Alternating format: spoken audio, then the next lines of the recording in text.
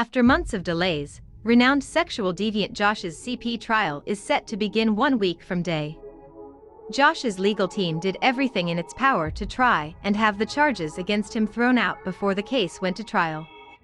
And there was a time when it looked as though Josh might accept a plea deal that would enable him to serve a lighter sentence. Both of those ships have sailed, however. Jury selection is now scheduled to begin on November 30th. On Monday, local Fox affiliate KNWA reported that Judge Timothy L. Brooks wrapped up what should be the last of several pretrial hearings.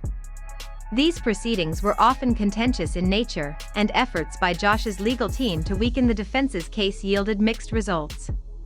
At the first hearing held in early November, the judge denied 5 motions to dismiss evidence against Josh.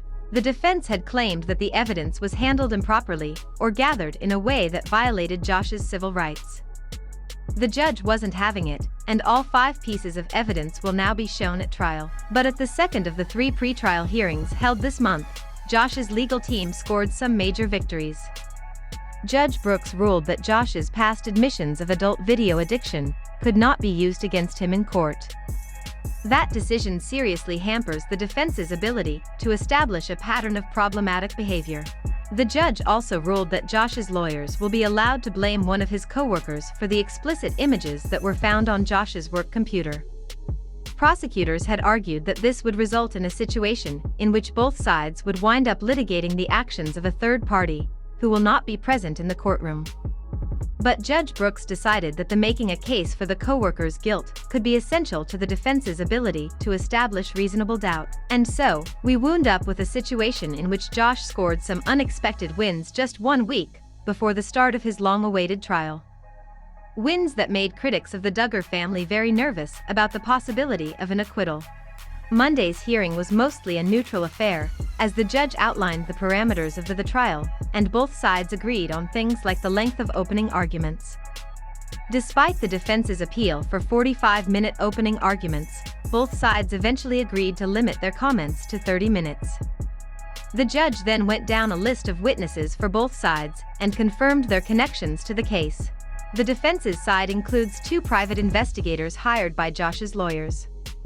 Those witnesses include a computer forensics expert and a person who had access to Josh's office prior to the Homeland Security raid that took place in November of 2019.